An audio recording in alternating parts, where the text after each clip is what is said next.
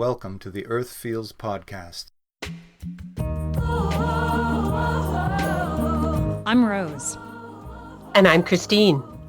Welcome to Earth Feels, the podcast for people feeling overwhelmed by the endlessly gloomy climate news. Where every week we have soul-based conversations about climate change and explore the idea that climate change may be happening for us as much as it is happening to us. If you are ready to shift your focus and secure the future for our kids and our grandkids, then this is the podcast for you. And yes, we do know how to spell.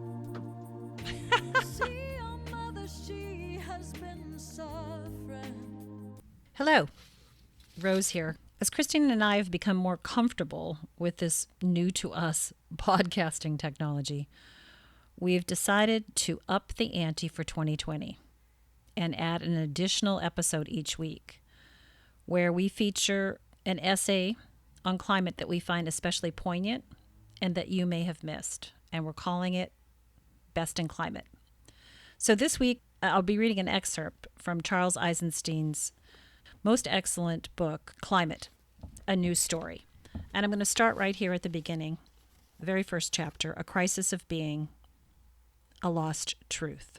I still remember the event that made me into an environmentalist. I was 7 or 8 years old, standing outside with my father, watching a large flock of starlings fly past. "That's a big flock of birds," I said. My father told me then about the passenger pigeon, whose flocks once filled the skies, so vast that they stretched from horizon to horizon for hours on end. "They are extinct now," he told me. "People would just point their guns to the sky and shoot randomly, and the pigeons would fall. Now there aren't any left." I'd known about the dinosaurs before then, but that was the first time I really understood the meaning of the word extinct. I cried in my bed that night and many nights thereafter. That was when I still knew how to cry. A capacity that, once extinguished through the brutality of teenage boyhood in the 1980s, was nearly as hard to resuscitate as it would be to bring the passenger pigeon back to Earth. These two kinds of extinction are related. From what state of being do we extinguish another species, ruin Earth and sea, and treat nature as a collection of resources to be allocated for maximum short-term benefit? It can only come from the constriction, numbing, and diversion of our capacity to feel empathy and love. No mere personal failing, this numbing is inseparable from the deep narratives that run our civilization and the social systems that those narratives support. Appearances to the contrary, it is neither folly nor myopia that sets us on a path of collective ruin. These are symptoms of a deeper malady. Would you say of the alcoholic that if he were only shown that drinking harms his health, relationships, and economic security, then his dismal future would scare him into quitting? Of course not. The foolish sacrifice of the future for a temporary surcease from the inner pain isn't driven by stupidity. Therefore, you can harangue him about the damage to his liver all you want. And maybe he'll say, "Yeah, you're right," and cut back for a few weeks. Or he will promise to drink less with every good intention. But nothing will really change. How similar that scenario is to the climate talks. We agree to cut back and agree at the same time to ignore the social and economic conditions that make cutting back impossible. Carbon emissions continue to grow after nearly 3 decades of climate talks and agreements. This pattern extends beyond the matters of climate. Species continue to perish, bat colonies and bee hives to collapse, forests to wither, coral reefs to bleach, and elephants and whales to die. No one wants to live on a barren planet, a sick planet, or a dying planet. Yet, like an addict, we seem helpless to change course. Like many cliches, our addiction to fossil fuels contains a lost truth. Usually I hear the phrase used in tones of condemnation or disgust, betraying the same lack of empathy that is part of the problem. But if we take the addiction metaphor seriously, we would next inquire as to what drives the addiction. Some on the left say it is capitalism. Yet the Soviet Union committed grievous environmental damage as well. Besides, capitalism, like communism, is itself embedded in a more fundamental belief system that are largely beneath the surface of our awareness. It is not wrong ideas that drive addiction. Addiction arises in the presence of unmet needs. The food addict isn't really hungry for food. She's hungry for connection. The alcoholic is seeking just to feel okay for a while. The gambler yearns for liberation from economic or psychological confinement. The porn addict's true desire is for intimacy and acceptance. These admittedly trivialized examples are at least convey a general principle. Desire comes from unmet needs. When the true object of the desire is unavailable, the desire is displaced onto the most accessible substitute. What is the unmet need behind the addiction to fossil fuels? In addiction theory, there is a concept of addiction transfer. When the addict is forcibly deprived of the object of her addiction, she will transfer the addiction onto something else. Recipients of bariatric surgery who can no longer overeat might start drinking or gambling instead. Overeating, drinking, and gambling are symptoms of a deeper wound. Similarly, I will argue, the current environmentalist obsession with fossil fuels is also too narrow. Conceivably, we could find another fuel source and maintain our addiction to a system of economics and production that consumes the world. What is it that we are really looking for in our quest for bigger, faster, and more? Later chapters on energy and agriculture make it clear that humanity's problems do not stem from any quantitative lack. Hunger, for instance, is always a result of maldistribution. We seek through growth to meet other needs that, because they are fundamentally qualitative, growth can never meet. Basic human desires for connection, community, beauty, sacredness, and intimacy are met with faux substitutes that temporarily numb, but ultimately heighten the longing. The trauma of our deprivation drives our collective addictions. Ecological healing, therefore, requires our society to look beneath its consumptive symptoms and reorient toward qualitative development. To do so requires significant reprogramming, since our guiding narratives from economic to scientific embody quantitative thinking. Ecological deterioration is but one aspect of initiation ordeal propelling civilization into a new story, a next mythology.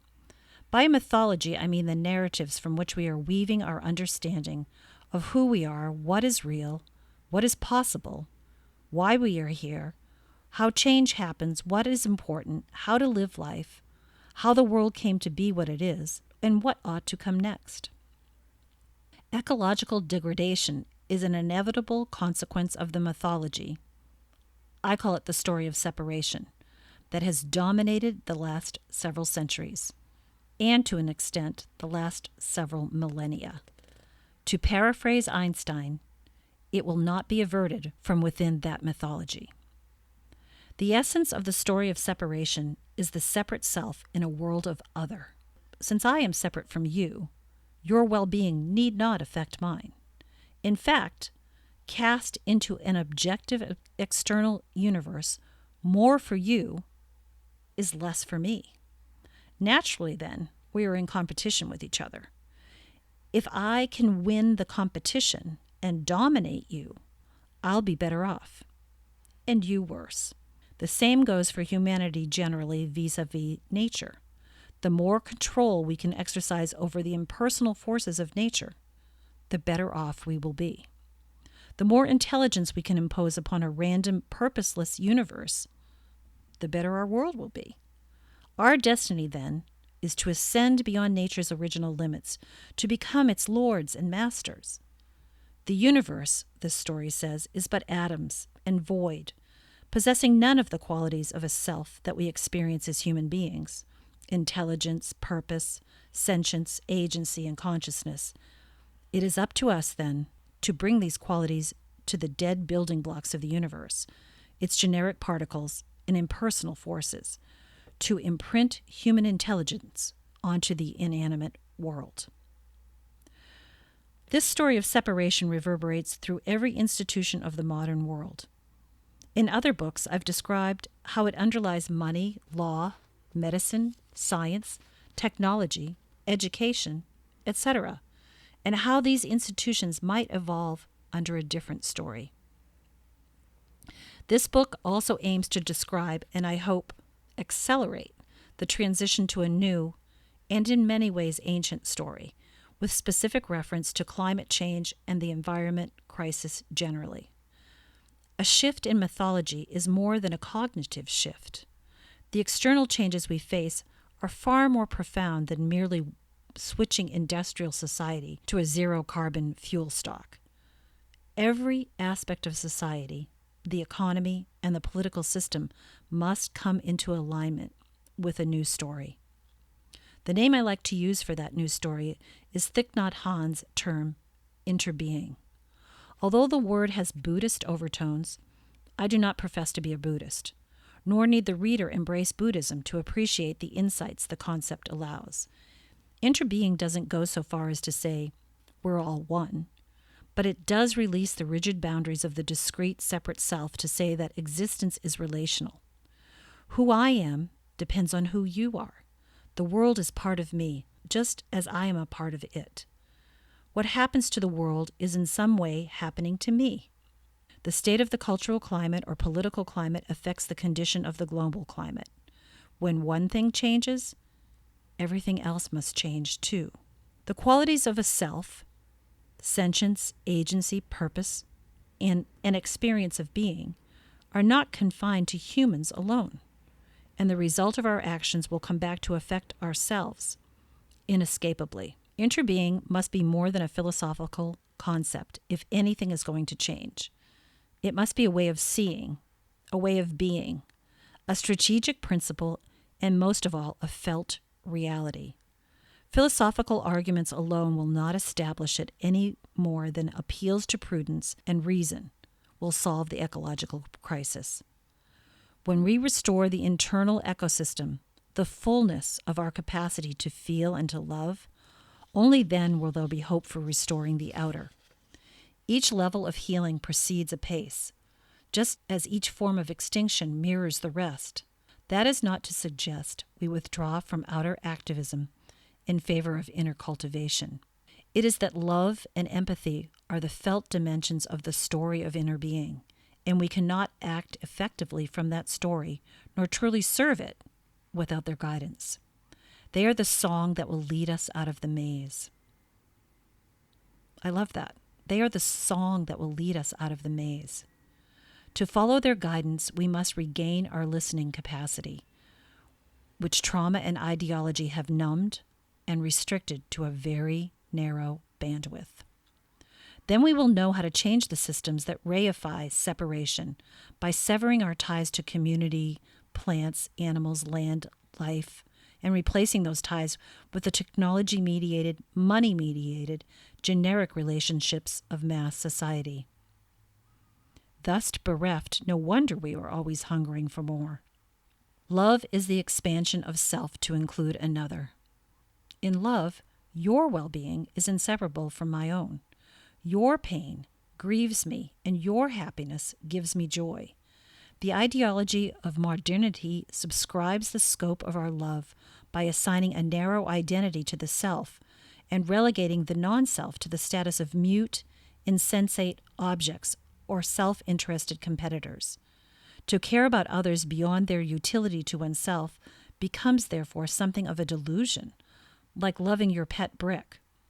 Perhaps that is why so much environmental rhetoric comes in the form of warnings that bad things will happen if we don't change our ways. We call arguments rational when they appeal to self-interest. This book will argue that rational reasons are not enough, that the ecological crisis is asking for a revolution of love. For the discrete and separate self in a world of other, love is irrational. Steeped in a logic of separation, the mind is ever in conflict with the heart. Not so in the logic of interbeing, which recognizes that what happens to the other, to the incarcerated, to the bombed, to the trafficked, to the clear-cut, to the polluted, and to the extinguished, is happening in some sense to the self as well. In the story of interbeing, heart and mind are reunited, and love is what the truth feels like. If love is truth, then the source of our apparent myopia is clear. It is love benumbed. We do not see what we devalue and destroy is part of ourselves. We do not see that we aren't merely conditionally dependent on the oceans, rainforests, and every living system on Earth for survival, that something more important than survival is at stake. It is our humanity. It is our full beingness. Love benumbed, we believe that we can inflict damage without suffering damage ourselves. Again, that reading was from the first chapter of Charles Eisenstein's book, Climate, A New Story, entitled A Crisis of Being, the New Truth. Charles Eisenstein is an author, a thought leader, and in my humble opinion, a visionary asking us to look at our climate crisis in new ways. Charles's earlier book, The More Beautiful World Our Hearts Know Is Possible, has personally been a life changer for me. And he's urged me to look at the larger picture and ask the question, what if climate change is happening for us as well as to us? I'll add the links to his website and this episode 30 Best in Climate show notes. Thanks again for listening. I hope you found Charles as intriguing as I did. Talk to you again soon. That's this week's episode of Earth Feels. Special thanks to singer-songwriter Kristen Hoffman for generously allowing us to use Song for the Ocean.